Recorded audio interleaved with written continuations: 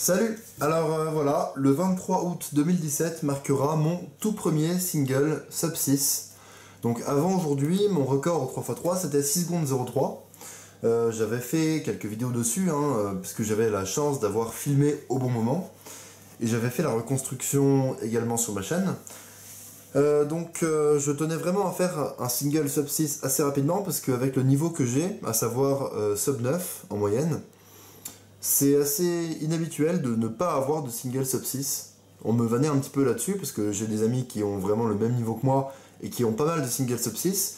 Et je connais également des personnes qui sont un tout petit peu moins rapides que moi en moyenne, et qui ont déjà un single sub 6.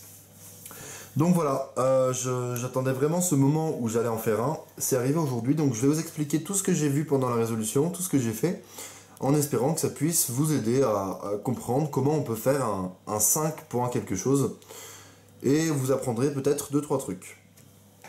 Donc voilà le mélange, il sera dans la description, ainsi que la reconstruction, mais ça je vais le faire devant vous. Pour ceux qui découvrent, quand on mélange, face verte en face et blanc au-dessus. Donc, première chose que j'ai vue évidemment, c'est ce gros bloc. Donc un bloc blanc, bleu, rouge. Quand on voit ça, on sait que le mélange globalement il est déjà chanceux. J'ai directement cherché l'arête, donc bleu-rouge, et elle est ici, donc directement connectée au centre bleu. Donc finalement, il suffisait de faire L2D' pour faire un bloc 2x2x2 ici. Donc ça, c'était déjà un très bon début. Et après L2D', les deux dernières arêtes blanches n'ont pas bougé, puisque L2 ça n'affecte aucune des deux, et D' non plus. Donc après, j'ai juste à insérer ces deux dernières. Et pour insérer ces deux dernières, j'ai voulu faire U'R2 pour mettre la verte ici. Ensuite, la orange, avec le R2, elle serait repassée devant. Et donc, j'aurais plus que 3 mouvements à faire pour finir avec la orange. Donc voilà, j'ai fait ça. En gros, j'ai mis donc, mon arête là, D', U'R2. Quand j'ai fait ça, en fait, j'ai repéré donc, ma première paire ici. Et pour finir donc à la croix en mettant cette arête, il faut que je fasse D', R', D. Donc j'avais déjà vu cette paire là avant de faire D', R', D. Et là, elle est encore mieux, elle est encore meilleure, étant donné qu'elle est pile devant moi. J'ai juste à mettre le coin là, faire passer l'arête à côté. Et quand je fais passer l'arête à côté, je vois une paire ici qui passe devant moi. Tac, donc la paire est formée là. Et je vois carrément la dernière paire ici. Donc j'avais quasiment tout prévu dès ce moment. Donc ensuite, en insérant cette dernière paire, je commence à réfléchir un petit peu. Et je me dis que pour insérer cette paire, il faudrait faire une rotation de cube. Pour celle-ci, il n'y en a pas besoin. Donc si jamais je fais une rotation de cube pour celle-ci, il faudra de nouveau que je fasse une rotation de cube pour celle-ci. Donc j'ai commencé par celle-là, tout simplement. En plus, elle est très simple à insérer. Il suffit de faire un sexy, donc RUR', pour former une paire en 3. Puis RUR', donc un nouveau sexy. Et en fait, quand j'ai fait ça, évidemment, j'ai suivi des yeux la dernière paire, et je me suis rendu compte que après RUR', l'arête ne bouge pas, puisqu'elle se coince ici avant de faire le U. Et le coin arriverait ici avec le blanc en haut, étant donné qu'on va faire UR', donc le blanc va venir en haut.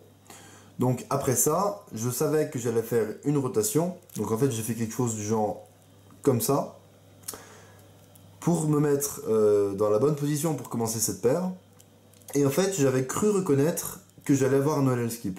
Puisque, à force vraiment de le faire, je me rends compte, il y a des petits automatismes qui arrivent. Et en fait, quand vous avez donc les 3 autres arêtes qui sont orientées, un coin orienté là, et 2 jaunes qui pointent dans des directions opposées. Donc celui-là vers moi, et celui-là vers derrière. En fait, quand vous avez ça, et ça va skipper, tout simplement. J'ai cru l'apercevoir, mais j'étais pas sûr à 100% que j'allais avoir un OLL skip. Donc j'ai fait ça très très vite. Et OLL skip avec une PLL R pile devant moi, bien alignée en plus comme il faut. Donc je fais ma R avec U' en AUF, étant donné que quand elle est alignée, c'est U' qu'il faut faire à la fin. Et la résolution est terminée. Donc voilà, si on résume, j'ai eu une X-Cross extrêmement chanceuse, puis des F2L normaux, que j'ai réussi à bien enchaîner, j'ai vraiment réussi à bourriner du début à la fin. OLL skip, pas du tout prévu, même si j'avais cru le reconnaître. Puis la PLLR que j'ai passé assez rapidement. Je pense que j'aurais pu aller un petit peu plus vite sur la PLLR, donc ça aurait pu être encore un petit peu mieux. Donc voilà pour cette vidéo, j'espère que ça vous a plu, j'espère que vous apprenez 2-3 trucs quand je fais ce genre de vidéo. Si c'est le cas, n'hésitez pas à le dire dans les commentaires, c'est ça qui me pousse à faire d'autres vidéos. Donc voilà, salut!